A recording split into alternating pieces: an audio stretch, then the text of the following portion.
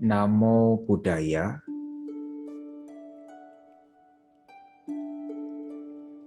Saudara-saudara yang berbahagia, pada kesempatan ini adalah kesempatan yang sangat baik, di mana masih dalam suasana momen Dhamma Class yang diselenggarakan oleh wihara-wihara khususnya di daerah Jawa Tengah. Dhamma Class ini dalam rangka diadakan dalam masa wasa. Saudara-saudara, dalam kehidupan ini seseorang atau kita semua menginginkan kebahagiaan, menginginkan kedamaian. Siapa yang suka dengan pertengkaran? Siapa yang suka dengan permusuhan? Tentu hal ini tidaklah diminati. Bapak, Ibu, dan Saudara, walaupun ada sebagian tidak berminat, tidak meminati pertengkaran, permusuhan, namun juga ada orang yang suka mencari permusuhan, perkelahian, bahkan sampai perang. Sampai perang. Di dalam Dhammapada, Sang Buddha pernah mengatakan, Ma pamadamanu yunjeta ma kamarati santawang apamato hi jayanto papoti wipulang sukhang. Jangan terhanyut dalam kelengahan, tidak melekat pada kesenangan indria. Orang yang sadar dan selalu waspada akan memperoleh kebahagiaan yang tidak terbatas. Bapak, Ibu, dan Saudara, bahwa di sini ditekankan jangan terhanyut oleh kesenangan-kesenangan indria. Jangan melekat oleh kesenangan-kesenangan indria. Jangan lengah. Jangan lengah, kita harus waspada. Memang dalam menjalani hidup ini kita sepatutnya penuh dengan kewaspadaan. Kewaspadaan sangat berbeda dengan kecurigaan. Kalau Bapak Ibu kemana-mana serba curiga, ini tidak membuahkan ketenangan. Maka selalu was-was, gelisah, tidak tentram, tidak damai karena curiga. Berbeda dengan waspada. Waspada itu selalu eling, sadar terhadap apa yang dilakukannya. Saudara-saudara, kalau ditanya apakah Bapak Ibu mau hidup damai, tentu semua orang atau jawabannya adalah kepingin damai, pingin hidup damai, karena tidak satu makhluk pun yang hidupnya gelisah, pingin hidup damai, bebas dari perang, bebas dari kerusuhan, aman, tentram, tidak bermusuhan, selalu rukun, bebas dari konflik. Ini adalah keinginan-keinginan kita semua ingin hidup damai, tidak ada konflik. Jika kehidupan penuh dengan damai, rasa aman, ya memang kedengarannya sangat indah, ya. Dan kedamaian ini bisa membuat hidup seseorang menjadi maju, ya, menjadi maju berkembang. Ya, kalau dalam sehari-hari saja gelisah, ya, takut, berkelahi, ya, apalagi bermusuhan, tentu ini sulit sekali ya dikatakan maju di dalam kehidupannya. Lagi-lagi bermusuhan, ya tidak kelar-kelar, ya satu hari ini masih marah, besok masih marah, besok masih marah, besok masih marah, akhirnya tidak damai. Hidup ini sulit sekali berkembang ke arah hal-hal yang lebih baik. Nah, saudara-saudara, saya pernah mendengar, ya, saya ada pernah mendengar bahwa ada seseorang mengatakan bahwa wajar cekcok, ya wajar berkelahi sedikit-sedikit wajar. Namun kewajaran ini apabila tidak diwaspadai, tidak dihati-hati, maka menjadi masalah besar. Ya, masalah besar. Bahkan ada yang pernah mengatakan, Bante, kalau hidup rumah tangga tidak ribut, bagaikan sayur kurang garam. Ya, ya, itu kan beda. Hidup makanan. Ya kalau makanan sayur, ya harus dikasih garam secukupnya. Ya. Kalau di dalam kehidupan ini, ya kalau itu menjadi patokan, ya nanti akan jauh dari kata kewajaran. Ya, Bapak, Ibu, dan saudara-saudara, ini semua kita harus waspada. Kita harus waspada, betul-betul waspada terhadap pikiran kita sendiri.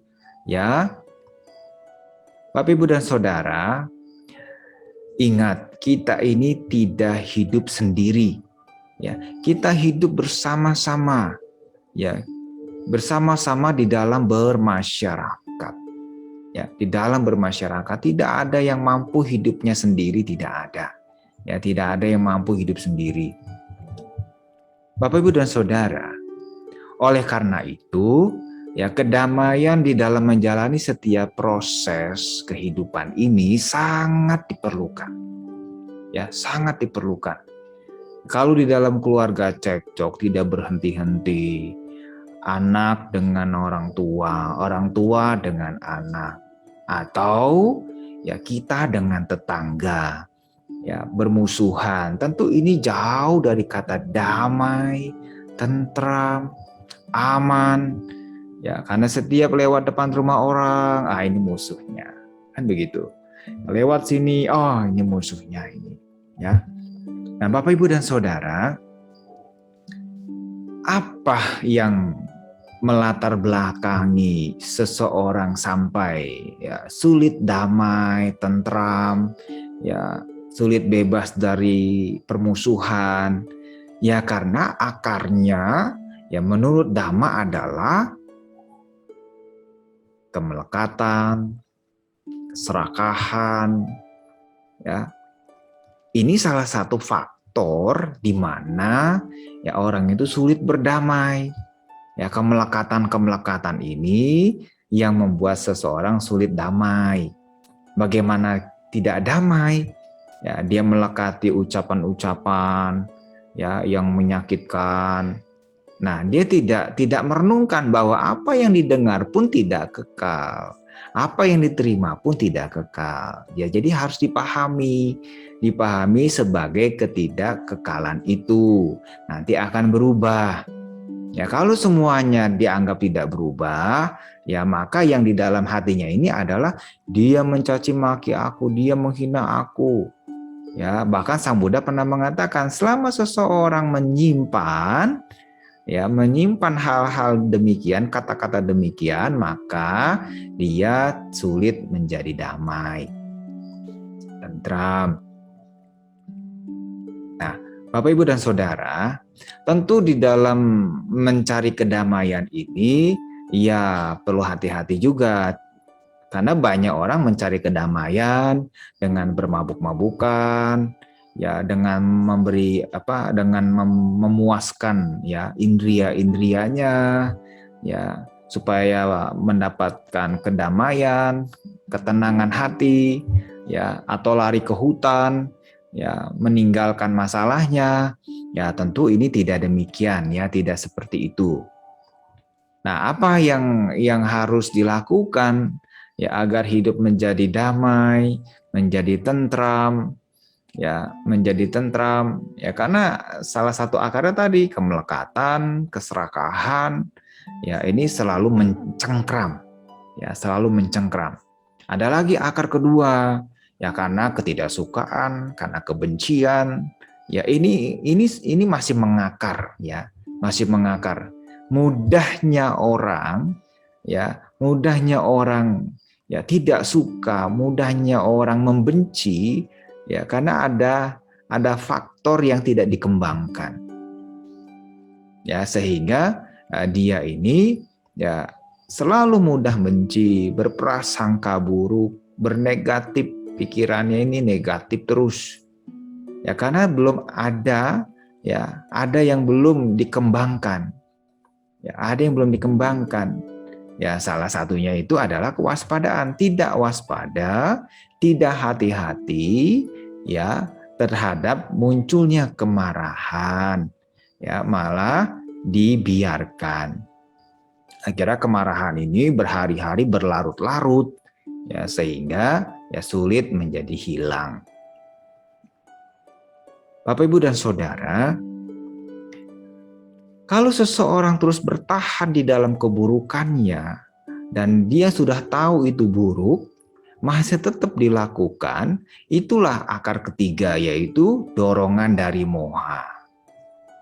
Ya, ketidaktahuan, kebodohan batin itu adalah akar daripada ya seseorang tidak damai, menyebabkan seseorang tidak damai. Ada 4 hal yang perlu kita kembangkan, yaitu cinta kasih. Cinta kasih di sini tanpa kebencian, ya, tanpa menyakiti. Ya, ini yang perlu dikembangkan di dalam benak kita, di dalam diri kita harus kita kembangkan.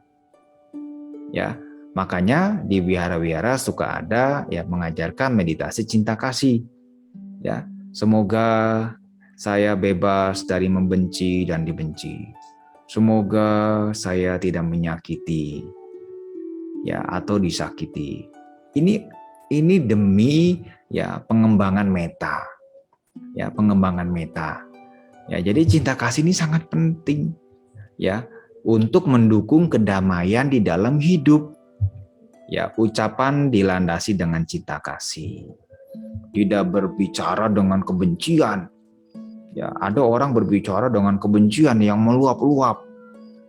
Ya, meluap-luap dengan kata-kata yang kasar. Ya, ini ucapan dengan dilandasi kebencian, didorong dengan kebencian. Ya, cobalah dengan cinta. Ya, dengan tidak berharap orang lain celaka. Ya, jadi berbicaralah atas dasar dorongan cinta kasih, sehingga tidak berharap orang lain menderita. Begitu. Atau berbuat, ya tindakan kita ini jangan sampai menyakiti. Ya, jangan sampai menyakiti. Ya, bagaimana tidak menyakiti? Harus menanamkan cinta kasih di dalam diri sendiri. Ya, membantu, menolong juga sama. Semua atas dasar cinta kasih. Bukan atas dasar keserakahan atau kemelekatan-kemelekatan. Nah, jadi harus didorong seperti itu. Nah, ini yang pertama, mengembangkan cinta kasih. Dengan salah satunya bermeditasi cinta kasih. Semoga semua makhluk berbahagia. Ya, semoga keluarga saya terbebas dari penderitaan, terbebas dari menyakiti dan disakiti. Karena cinta kasih tidak akan melukai. Karena cinta kasih bersifat mendamaikan. Ya, cinta kasih bersifat mendamaikan, bukan menambah-nambah, ya, membumbui. Ya, ada berita buruk, nah ditambah-tambahin. Oh iya benar, seperti ini, seperti ini. Jadi ditambah-tambahin karena berdasarkan tidak suka. Ya, Bapak Ibu dan Saudara, itu yang pertama.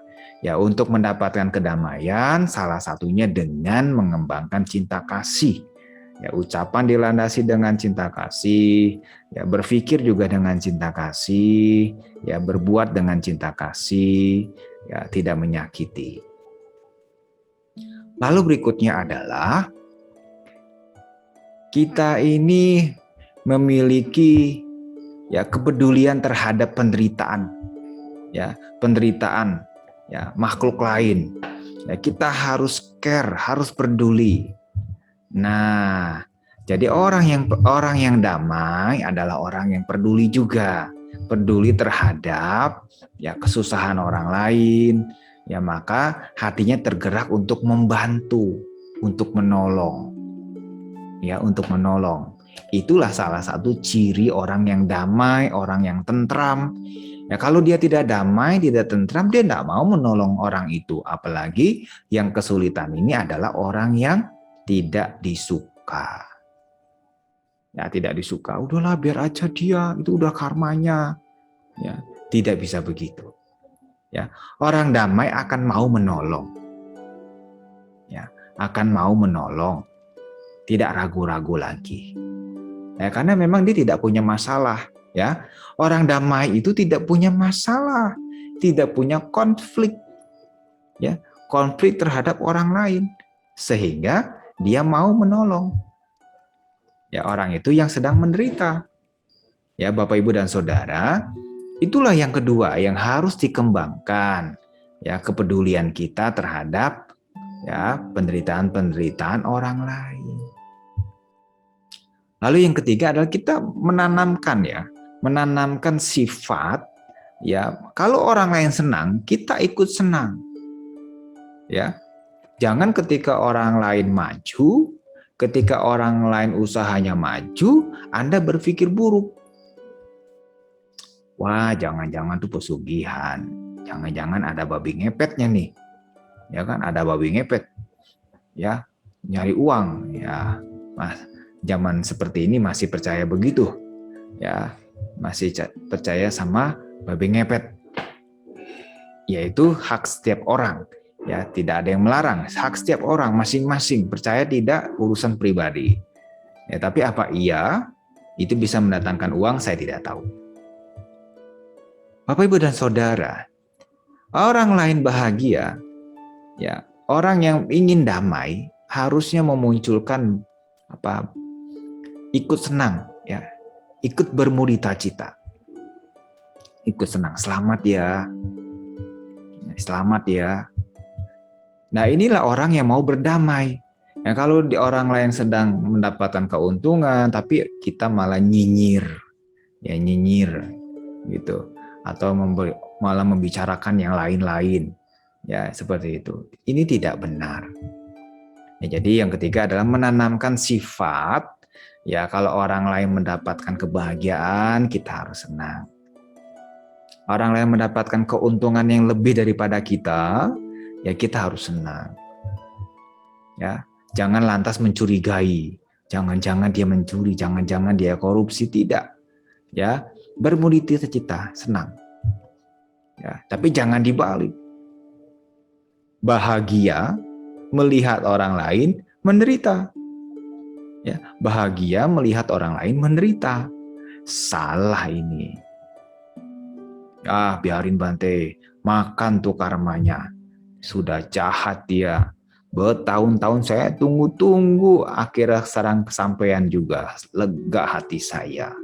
Dia kena karma buruknya. Nah, bukan seperti itu. Ya, bukan seperti itu. Bersenang-senang di atas penderitaan orang lain. Ya, jadi kita harus, kalau orang lain sedang menderita, munculkanlah sifat peduli. Nah, itulah orang yang damai, tidak mau cari musuh, ya. munculkan itu kepedulian atas penderitaan orang lain. Tapi jangan bersenang-senang di atas penderitaan orang lain. Ya, jangan bersenang-senang di atas penderitaan orang lain. Itu justru menambah kualitas batin kita menjadi buruk. Menjadi buruk, jadi tidak baik. Ya, jadi harus bermudita cita. Harus senang melihat orang lain senang. Jangan senang melihat orang lain menderita. Kalau orang lain sedang kesandung, ya ditolong. Jangan ketawa, hahaha. Ya, jadi jangan seperti itu. Jadi tolong. Ya, orang lagi kesandung ditolong. Ya, jangan langsung, oh itu sudah karmanya, jatuh.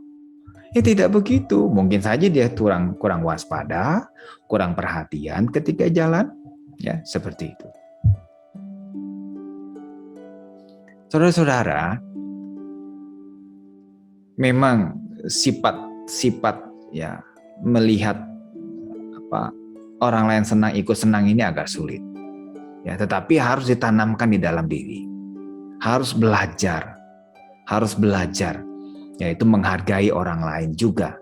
Ya, menghargai orang lain, ya apakah dia mendapatkan kedudukan, apakah dia mendapatkan nama baik, harus dihargai.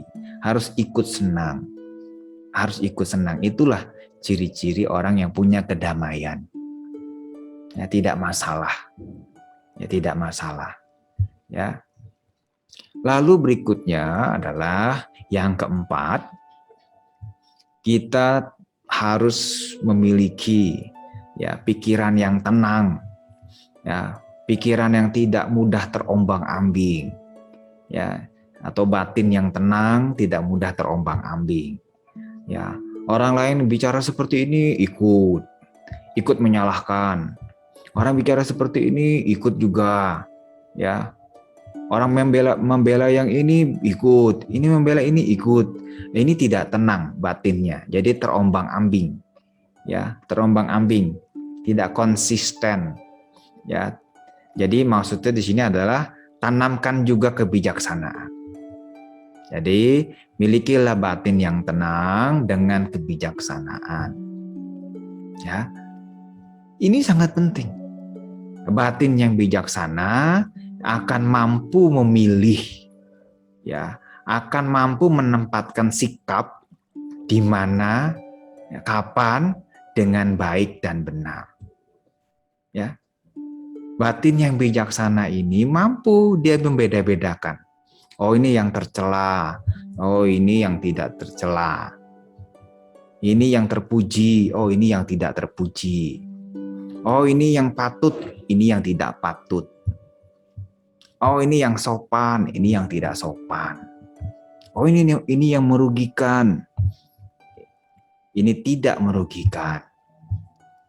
Ya, itu ya batin yang tenang, batin yang damai, memiliki kebijaksanaan di dalam batinnya. Dari mana itu didapat? Salah satunya dengan ya selalu menghadirkan perhatian, menghadirkan kesadaran di dalam kehidupannya sehari-hari. Atau ditambah dengan intensif, yaitu belajar meditasi. Apakah 1 hari 2 kali, pagi dan malam. Ya, ini juga salah satu belajar yang menumbuhkan kebijaksanaan di dalam batin. Ya, bisa juga ditambah dengan belajar mendengarkan khotbah, uraian-uraian, belajar mendengarkan membaca buku, ya, mendengar nasihat-nasihat dari orang lain yang dianggap lebih baik. Itu salah satu menambah kebijaksanaan. Ya. Belajarlah